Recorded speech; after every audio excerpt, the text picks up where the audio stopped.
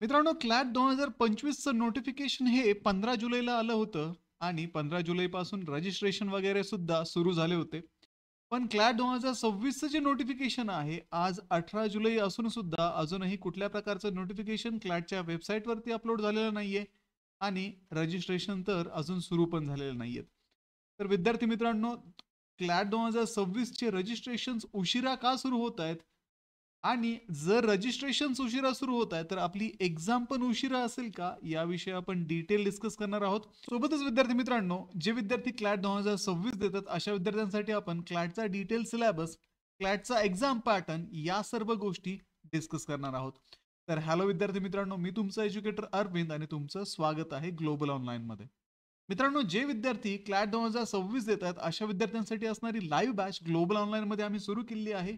ही batch 21 जुलैपासून सुरू होत आहे. या बॅचमध्ये तुम्हाला डेली लाईव्ह क्लासेस मिळतात, रेकॉर्डेड व्हिडिओ लेक्चर्स, तसेच complete syllabus notes, mock test आणि MCQ सुद्धा तुम्हाला प्रॅक्टिससाठी या कोर्समध्ये दिले जातात. तर या बॅचला जॉईन करण्यासाठी स्क्रीनवरती दिलेल्या नंबरवरती तुम्ही व्हॉट्सअप करू शकता किंवा प्ले स्टोअरवरती जाऊन तिथेही ग्लोबल ऑनलाईन ॲपमध्ये हा कोर्स तुम्ही जॉईन करू शकता. आणि जे विद्यार्थी 2027 मध्ये क्लॅट एक्झाम देत आहेत, अशा विद्यार्थ्यांसाठी सुद्धा फाउंडेशन बॅच आम्ही ग्लोबल ऑनलाईनमध्ये सुरू केली आहे.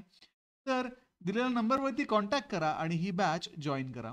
तर विद्यार्थी मित्रांनो, सुरुवातीला आपण क्लॅट म्हणजे काय ते पाहूयात. तर क्लॅट ही कॉमन लॉ ॲडमिशन टेस्ट आहे.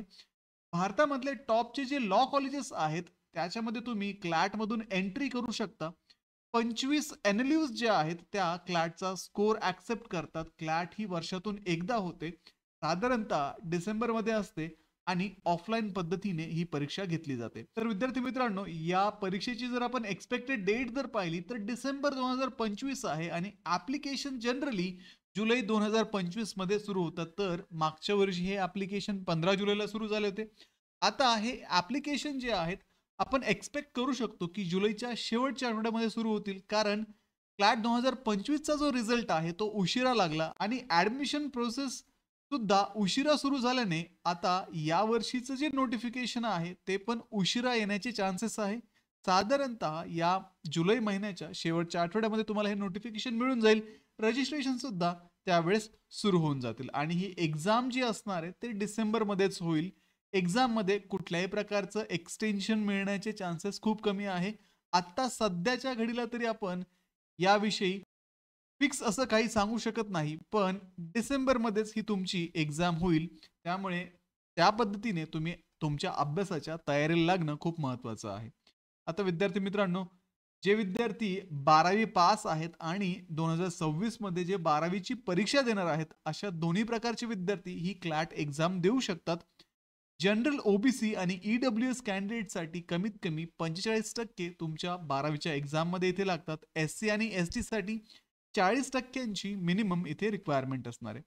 त्यानंतर विद्यार्थी मित्रांनो, 120 मार्कांचा हा पेपर असतो. 120 प्रश्न याच्यामध्ये असतात आणि 2 तासांचा वेळ तुम्हाला इथे दिलेला असतो. आणि हा जो क्वेश्चन पेपर आहे, तो पूर्णतः पॅसेज बेस्ड असतो. प्रत्येक योग्य उत्तराला तुम्हाला इथे 1 मार्क मिळतो आणि चुकीच्या उत्तराला 0.25 एवढा मार्क तुमचा डिडक्ट केला जातो. त्यानंतर विद्यार्थी मित्रांनो, इंग्लिश लँग्वेजमधून 22 ते 26 प्रश्न या परीक्षेमध्ये विचारले जातात. करंट अफेअर्स अँड जनरल नॉलेजमधून 28 ते 32 प्रश्न येतात. लीगल रिझनिंगमधून साधारणतः 28 ते 32 प्रश्न, लॉजिकल रिझनिंगमधून 22 ते 26 आणि क्वांटिटेटिव्ह टेक्निक्स म्हणजेच मॅथ्समधून 10 ते 14 प्रश्न या परीक्षेमध्ये विचारले जातात. पुढे विद्यार्थी मित्रांनो, आता 2026 मध्ये कुठली गोष्ट नवीन असणार आहे ते आपण पाहूयात. तर सध्या तरी अजून कुठलंही असं मेजर चेंज जो आहे तो अनाउन्स केलेला नाहीये. पण पेपर जो आहे तो दरवर्षी थोडासा टफ होत जातोय. 2024 पेक्षा 2025चा पेपर थोडासा टफ होता. तशाच पद्धतीने 2026चा पेपर सुद्धा अजून थोडासा टफ असण्याचे चान्सेस असणार आहे. त्यामुळे विद्यार्थी मित्रांनो, फक्त फॅक्ट्स वरती बेस्ड तुम्ही स्टडी करू नका. कॉन्सेप्ट सुद्धा समजून घेणं तेवढंच महत्त्वाचं आहे, जेणेकरून तुम्हाला हे कॉन्सेप्ट पेपरमध्ये अप्लाय करता येतील. त्यानंतर विद्यार्थी मित्रांनो, लीगल आणि लॉजिकल रिझनिंग सेक्शन जो आहे, तो बऱ्यापैकी कॉम्प्लेक्स होत चाललेला आहे. मागच्या वर्षींच्या पेपरपेक्षा चालू वर्षीचे पेपर जे आहेत ते थोडेसे टफ होत चालले आहेत. त्याच्यामुळे तुम्हाला सुद्धा अभ्यास त्या पद्धतीने प्लॅन करण्याची खूप गरज आहे आणि त्यासाठीच ग्लोबल ऑनलाईनच्या लाईव्ह बॅचमध्ये तुमची संपूर्ण तयारी करून घेतली जाते, जेणेकरून तुम्हाला मॅक्सिमम मार्क्स या क्लॅड एक्झाममध्ये स्कोर करता येतात. पुढे विद्यार्थी मित्रांनो, सेक्शन वाईज स्ट्रॅटेजी जर आपण पाहिलं तर इंग्लिशसाठी तुम्ही डेली न्यूजपेपर रीड करा. हिंदू असेल, इंडियन एक्सप्रेस असेल.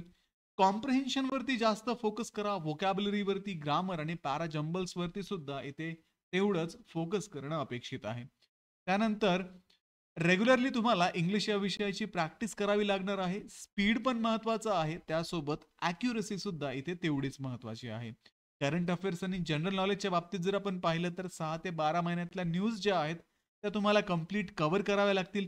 गव्हर्नमेंट स्कीम्स असतील, अवॉर्ड्स अँड समिट्स असतील, लीगल जजमेंट्स असतील, नॅशनल आणि इंटरनॅशनल इव्हेंट्स असतील, या सगळ्या गोष्टींवरती तुम्ही कॉन्सन्ट्रेट करणं तितकंच महत्वाचं आहे. पुढे विद्यार्थी मित्रांनो, लीगल रिझनिंग मधून कॉन्स्टिट्यूशन असेल, कॉन्ट्रॅक्ट असेल, टॉर्ट आणि क्रिमिनल लॉ वरती विशेष फोकस करायला हवा.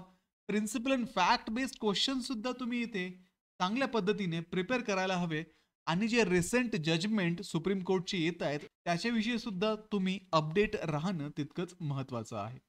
पुढे विद्यार्थी मित्रांनो, लॉजिकल रिझनिंगच्या बाबतीत जर आपण पाहिलं तर सिलॉजिझम हा पार्ट व्यवस्थित तुम्ही करणं अपेक्षित आहे. पझल असेल, क्रिटिकल रिझनिंग असेल, या सगळ्या टॉपिकचा तुम्ही व्यवस्थित स्टडी करून एक ॲनालिटिकल थिंकिंग आणि तुमचं जे कॉम्प्रिहेन्शन स्किल आहे ते सुद्धा इथे डेव्हलप तुम्ही करायला हवं, जेणेकरून तुम्हाला पॅसेजेस पटपट रीड करून लवकरात लवकर त्यांचे आन्सर्स सुद्धा इथे सॉल्व्ह करता येतील. पुढे विद्यार्थी मित्रांनो, क्वांटिटेटिव्ह टेक्निक्स मध्ये तुम्ही 10वी पर्यंत मॅथ्स रेफर करा. पर्सेंटेज असेल, रेशो असेल, ॲव्हरेजेस असेल, डेटा इंटरप्रिटेशन असेल, या सगळ्या गोष्टी तुम्ही रेग्युलरली प्रॅक्टिस करा. शॉर्टकट आणि ट्रिक्स वापरा, ज्या ग्लोबल ऑनलाईनच्या आम्ही लाईव्ह बॅच मध्ये प्रोव्हाइड करतोच. तर त्या ट्रिक्स वापरून सुद्धा तुम्ही तुमची स्पीड आणि ॲक्युरसी एक्झामच्या बाबतीत इम्प्रूव्ह करू शकता. जनरल टिप्स जर तुम्हाला द्यायचे झाले तर लवकरात लवकर तुम्ही आता स्टडीला सुरुवात करा. नोटिफिकेशन जेव्हा यायचं तेव्हा येईल, ऍप्लिकेशन जेव्हा सुरू व्हायचे तेव्हा होतील, त्याची वाट पाहत बसू नका. लवकरात लवकर आपलं प्रिपरेशन सुरू करा. कन्सिस्टंट राहा. रेग्युलर मॉक टेस्ट तुम्ही सॉल्व्ह करा आणि तुमच्या मॉक टेस्ट तुम्ही सॉल्व्ह केल्यानंतर तुम्ही कुठे चुकताय, कुठे तुम्हाला इम्प्रूव्हमेंटची गरज आहे, कुठले एरियाज तुमचे वीक आहेत ते स्टेप बाय स्टेप इम्प्रूव्ह करण्याचं विसरू नका. क्लॅट क्रॅक करण्यासाठी तुम्हाला फक्त हार्डवर्क नाही तर स्मार्ट वर्क करण्याची, स्मार्ट प्रिपरेशन करण्याची गरज असते. लॉजिक, रीडिंग आणि टाइम मॅनेजमेंट पण तितकंच महत्वाचं असतं. तर त्यासाठीच रेग्युलर प्रॅक्टिस तुम्ही या एक्झामसाठी करणं महत्वाचं आहे. तर तुमच्या प्रॅक्टिस सोबत तुम्ही ग्लोबल ऑनलाईनची क्लॅटची 2026 ची बॅच जॉईन करू शकता. या बॅच मध्ये तुम्हाला डेली लाईव्ह क्लासेस मिळतात. रेकॉर्डेड व्हिडिओ लेक्चर सुद्धा इथे अवेलेबल असतात. कंप्लीट सिलेबसच्या नोट्स, मॉक टेस्ट आणि MCQचा सेट सुद्धा तुम्हाला प्रिपरेशनसाठी इथे दिला जातो. त्यामुळे विद्यार्थी मित्रांनो, लवकरात लवकर ही बॅच जॉईन करा. बॅचला जॉईन करण्यासाठी स्क्रीनवरती दिलेल्या नंबरवरती व्हॉट्सअप करा किंवा प्ले स्टोअरवरती जाऊन तिथेही ग्लोबल ऑनलाईन ॲपमध्ये हा कोर्स तुम्ही जॉईन करू शकता. तर व्हिडिओला लाईक करा, तुमच्या मित्रांना हा व्हिडिओ शेअर करा, ग्लोबल ऑनलाईनला सबस्क्राईब करा. भेटूया पुढच्या व्हिडिओमध्ये. तोपर्यंत एक्झामचं प्रिपरेशन करत राहा. थँक्यू.